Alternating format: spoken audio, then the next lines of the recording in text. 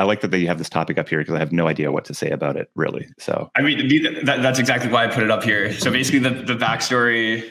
I mean, you mentioned it a minute ago, but we're just like having a ton of fun over intellectualizing meme coins because I mean, Seed Club is basically just over intellectualization as a service. Like that's what we do here. And I think we were also pretty early in realizing that meme coins deserve to be over intellectualized. So I think people can give us a break for that. But yeah, anyways, I think this week I casted, piece heads up here, that what we're building with ENJOY isn't a meme coin. It's actually a scene coin. And I think I was like walking and just kind of fired this off pretty offhandedly as in the jungle.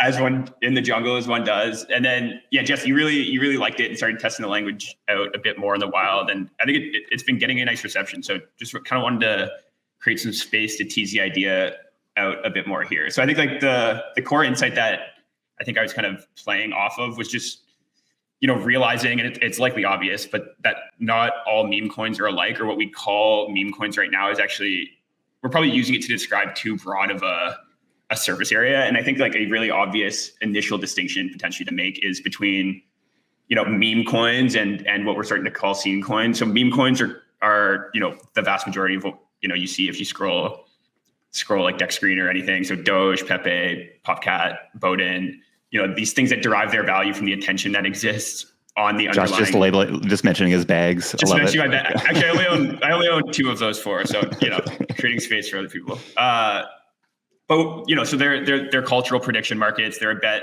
that the meme will attract more attention over time. Obviously, like going, you need a good team and a good meme to go 0 to 1 and kind of become the like cultural Schelling point for that meme. But to borrow Derek's term, like they have no external dependencies or little external dependencies once they kind of break through and become the consensus Schelling point. And I think an important distinction is things that we're now calling scene coins, which ultimately like derive their value, I think, from the like collective time, energy, and money that people are devoting to the underlying scene, and ultimately like the desirability of the people it's able to attract. So I think DEGEN is probably the canonical example here, where it's not the cultural Schelling point for the DEGEN meme, right? But rather it's this like coordination asset for a scene of Farcaster and base builders that are fascinated with crypto economic social experiments, or I don't know the exact right to label them, but something like that, right? So its value is ultimately just being derived from its ubiquity within this growing Farcaster ecosystem, and what we've seen recently, the desirability to actually like tap into that scene, right? So we're seeing VCs buy the token to signal their alignment with builders. We're seeing new projects integrate the token to bootstrap liquidity and engagement. We're seeing builders use it as just like a primitive to run experiments on top of. So I think that distinction feels important. Obviously, we need to over intellectualize it a bit more probably, but feels like there's something there. Yeah, I think it comes down. I think that's a great description. I think it comes down to like I sort of described it as like attention plus identity versus just attention in the meme coins, which I think that's kind of right.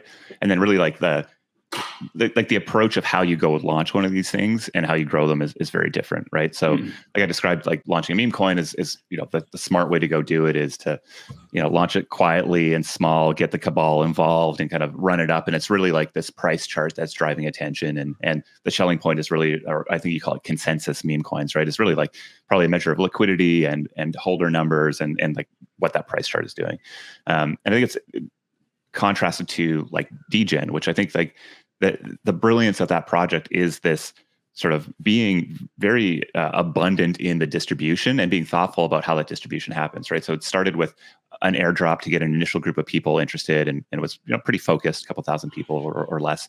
And then this tipping function as a way of sort of using social activity that people are taking to distribute that further. And what that's resulted in is tens of thousands. I don't know how many holders are, but I would say it's probably north of, at this point, it's run up like crazy. It's like, let's just say tens of thousands of people who hold it.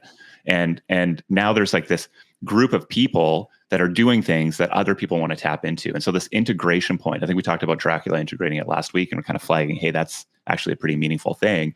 Bracket doing it, Pearl's doing it, probably a bunch of others I'm not even remembering right now. And the intention is really, how do we go tap into that vibrant scene that exists? And this token becomes an incredible alignment tool there. And so I think it's about thinking about how can you go wide and effectively put tokens into the hands of people that have some level of shared identity, and then like what is like the mechanism that actually starts to get a flywheel going where value continues to sort of accrue, and value in this is probably like increased attention and belief in this underlying thing. And so if you look at DEGEN as an example, it's tipping into integrations, it's integrations into the DEGEN L3, whatever the hell that is, so there's sort of like this series of narratives and interesting points that you can imagine more to come from it. So who knows where this goes? I think, we've been on this thesis from day one at C Club. I love that we're back into social token era here, right? Which felt like it's just gone through a bunch of different, machinations to get here. But the core belief is that like, wow, here's this amazing thing. If you just get a bunch of people who believe in the value of a thing, all of a sudden it's valuable. Like that should blow people's brains. And I think DEGEN's a great example of that. And I think, it's really taken our thinking around Enjoy from like, oh, the first meme coin on Zora to actually there is a scene of on-chain creators and collectors here. How can we actually do a really, elegant and simple way of distributing it? So I think there's a fun launch that'll come out next week that'll sort of start to represent value in as an on-chain creator that will then be the basis for the sort of tipping in comments on Zora. And really the goal there is like, how do you tap into the community to put those tokens in the hands of people that they value and then grow the pie? And then of course you can imagine, all sorts of things wanting to integrate or build on top of, or new tools that start to emerge from it here. So there seems to be like maybe Scenecoins is kind of like a community token analog, but I think Scene has grown on me quite more and feels like it's actually a better, because I think there's also this whole piece of like, if 2 years ago or a year and a half ago, all of these things would be DAOs, right? And there'd be governance, and there's sort of belief in these things are governance tokens. And I think we just but I think that was all for the most part bullshit. Like I think people, you're not owning a Uniswap token because you want to govern the Uniswap protocol. I mean, most people aren't, right? There's some belief in the meme, in the brand, in the product that's being built there. And so I think like seeing a lot of that, I think this is like a much more honest take on tokens today. And I think that's kind of fun. Yeah, I agree. I was having that same line of thinking about how like DEGEN would have been a DAO with a treasury, would have got bogged down in governance. People would be like pointing to the asset value in the treasury as like some valuing mechanism for it. And that's just not what these things are about. Yeah.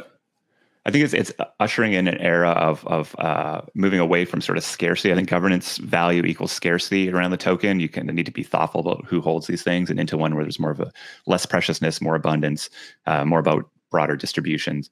And I think that's just like a general trend we've seen in on-chain creation and tokens. Look at NFTs, you look at ERC20s generally. And so I think that for people who are thinking about launching things or project creators, I think we're seeing the early stages of these experiments being run. And I would point to DEGEN. I'd point to Optimism versus Arbitrum as another really great pair to look at. Very different distribution mechanisms. Many people, I think, are looking at Optimism and be like, well, why would you give away millions of dollars to creators, right? Well, maybe, just maybe, block space is a commodity, and really what matters is belief and attention and sort of sense of and brand. Yeah. And so I'm pretty on that brand point being the differentiator here long term. And so that's why I'm paying close attention to those things.